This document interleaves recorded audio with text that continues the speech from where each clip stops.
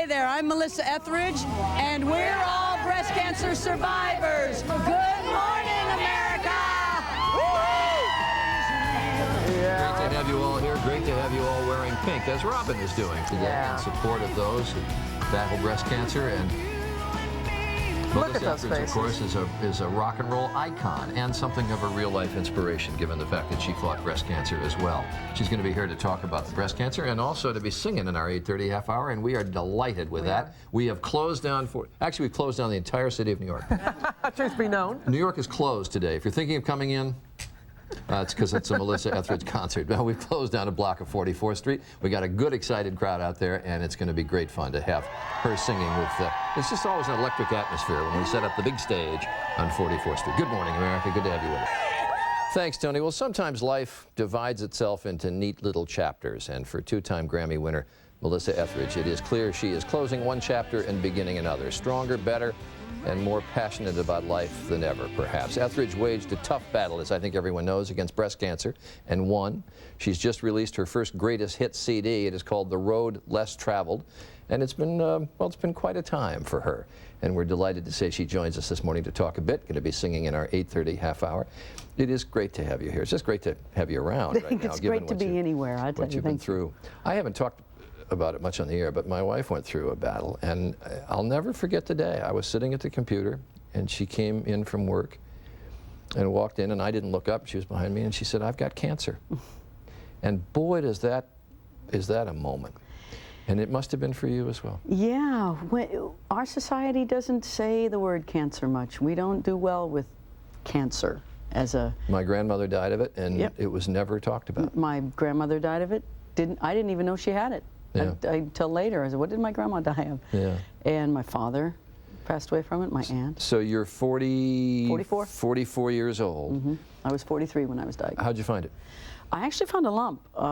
Self-examination? Actually in the shower. It just was unusually large one day. I don't know. And usually when you find it that way...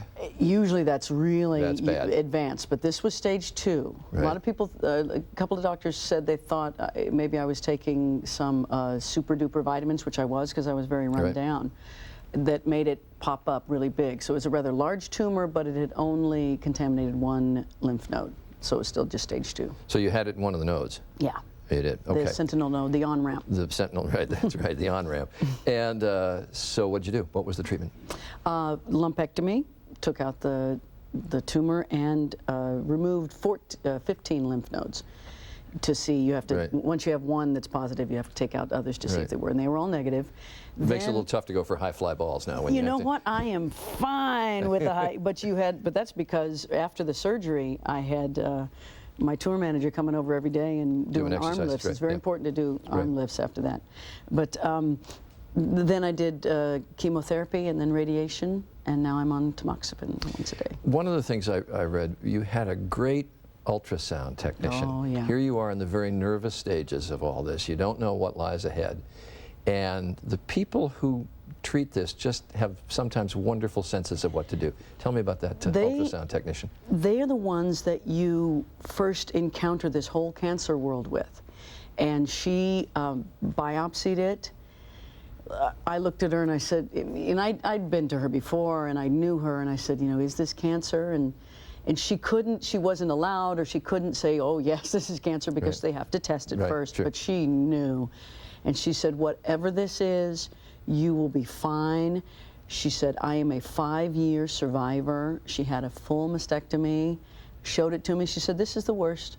This is it here. You will be fine. And it started me off. But how terrific. Really just opened her blouse and said, here it is. This is what. This is it. This is the worst that can happen. Yeah, and oh, there it is, and I love her, and she's fine and happy and healthy. And yeah. A good sign. So there was that moment at the Grammys when you came out to sing rather dramatically. I just want to take a little clip of that for just a sec.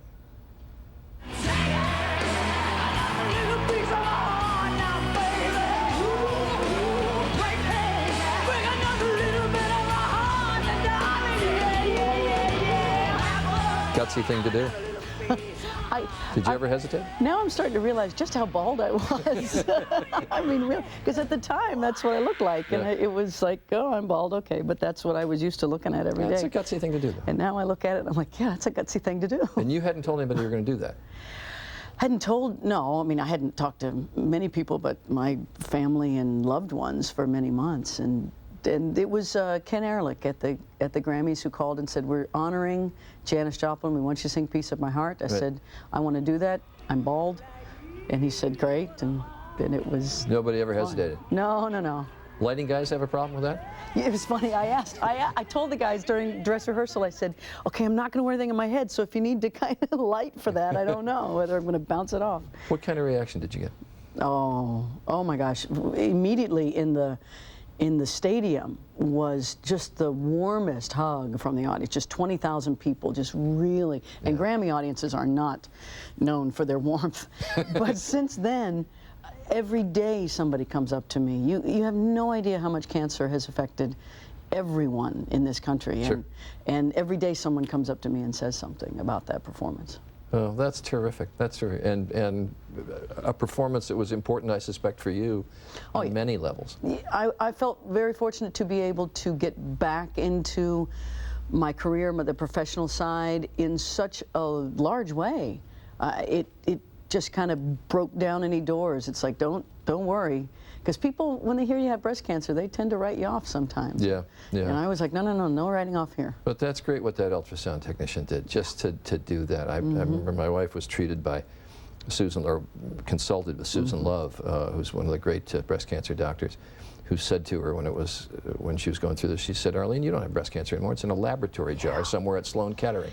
And just that one little thing that she said meant so much. You know, it's just little things like that. Well, it's very fortunate when you have stage 1 or stage 2, sometimes even stage 3, you can, by operating on it, take your cancer out and be cancer-free totally. And that's the way it was for me.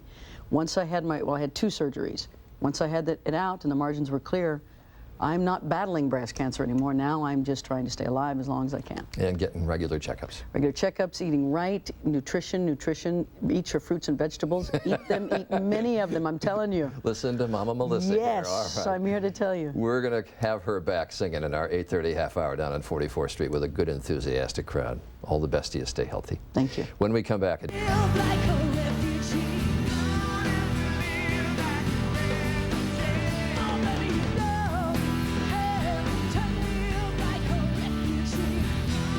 It's a New York happening. We've got 44th Street closed down. We got the big stage set up, and we have a good crowd for Melissa Ethridge, releasing an album of her greatest hits. And this is what, here we are.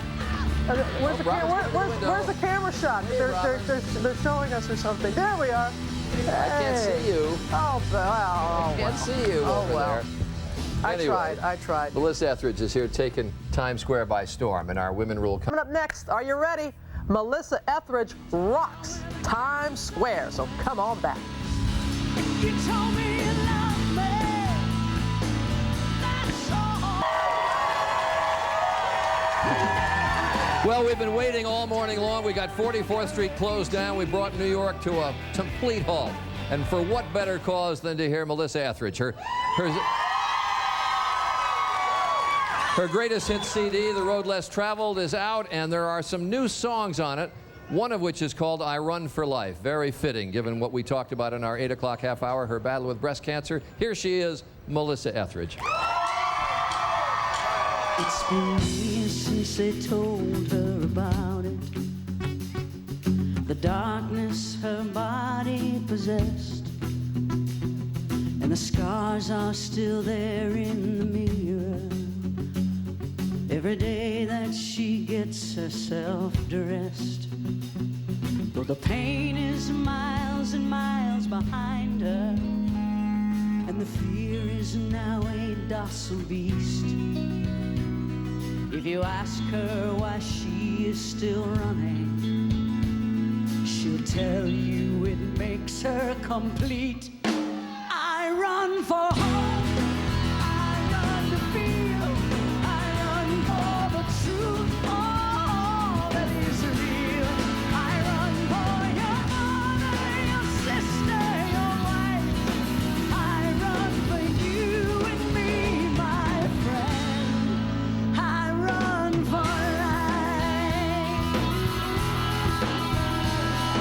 a blur since they told me about it.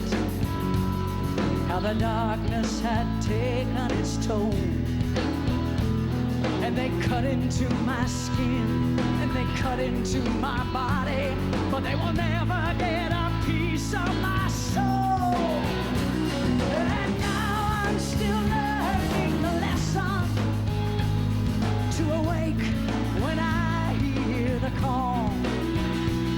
And if you ask me why I am still running, I'll tell you I run for a song.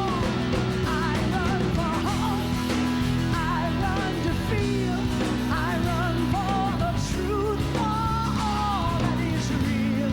I run for your mother, your sister, your wife. I run for you and me, my friend. I run for life.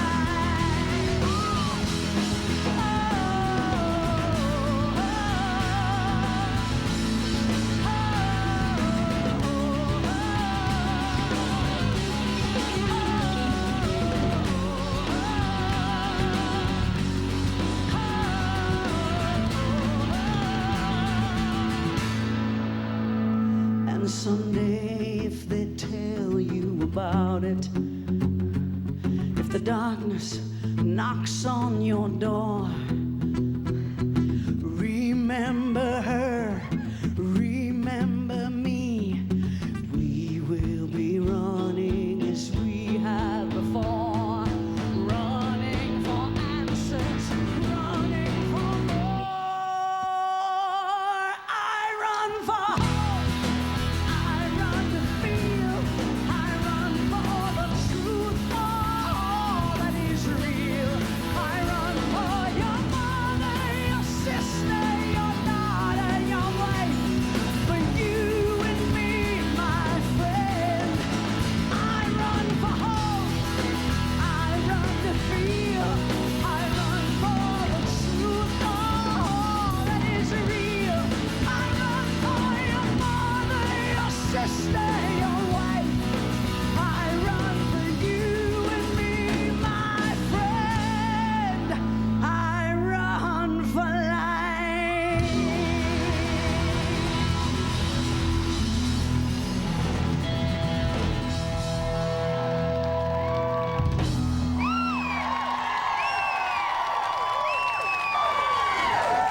New York City, are you ready to get down? Are you ready to rock and roll?